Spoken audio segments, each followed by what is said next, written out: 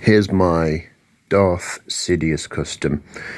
So I had the original Phantom Menace Vintage Collection Darth Sidious on my desk for years, like 9 years, always knowing that I wanted to do something to alter it. Because it had a lot of great elements and it's one of my favourite characters, but all in all, it's a pretty boring figure. The articulation's not great. And the colours are literally, it's black, because it's a Sith, obviously. So I wanted to spice it up, give it better articulation, and really bring out the detail in the face and head sculpt, which is probably one of the best. There you go, you can sort of see. One of the best 1/18th head sculpts on the market. You can see literally every wrinkle and crease.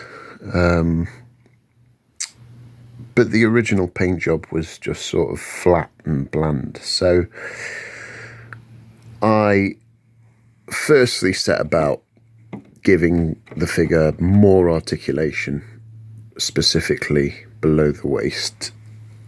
I cut it in half and replaced the Sidious original legs with Cobra Commander legs from G.I. Joe. So you've got those smart boots that are fairly generic, but it sort of now has the full range of motion that you'd expect from a G.I. Joe figure's legs.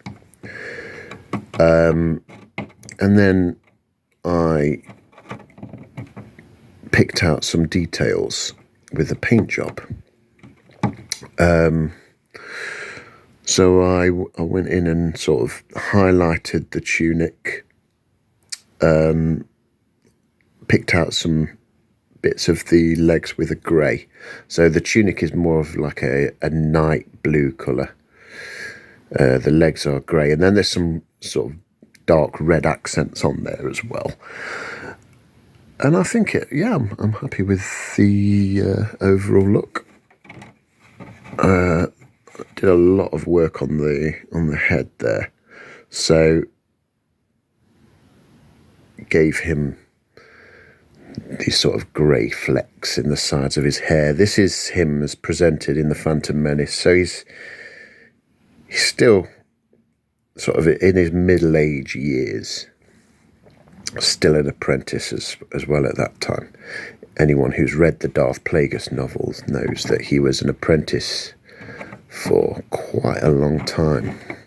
I won't spoil what happens, but if you're interested in the character of Sidious, you gotta read that book. Darth Plagueis, James Luceno, one of the best Star Wars stories that's ever come out.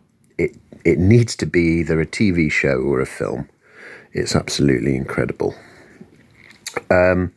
So he obviously, as well, he comes with the hood and the sort of cloak, the Sith cloak, and I knew I had to have a older version. So with this guy here,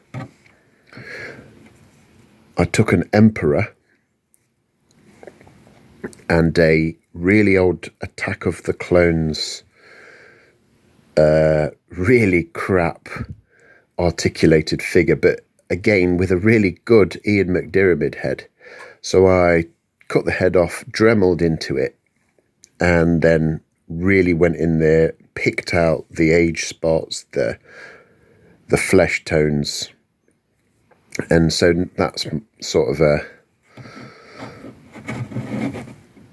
there you go, see the two of them. He's got a great face. It's a joy to paint as well.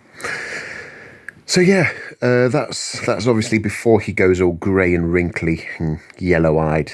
And he obviously comes with a hood.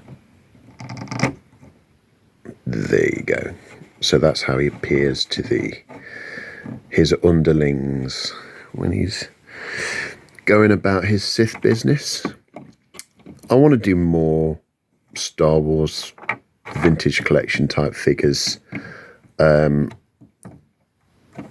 As always, I've sort of got my own take on Star Wars, so I want to go back and make some of the prequel characters, Anakin and Obi-Wan, Darth Maul, and just sort of make them more my own. Get in there, paint the details, add different details. I like things to be a bit gritty, I guess. I'd love an R-rated Star Wars show, you know, with proper like intrigue and betrayal and violence. And you know, if they did a Sith show, taking, for example, the Plagueis novel as a inspiration, it'd be really cool if they went for that R-rated style, you know, a bit like Game of Thrones. You know, you never know who's safe, that kind of thing. So yeah. Anyway. These are my bad guys characters. Hopefully more to come with these. I'm really enjoying getting back into Star Wars at the moment. And I'm exploring the old EU, which there's so much potential there for custom figures. So yeah, more to come. All right, guys. Thank you.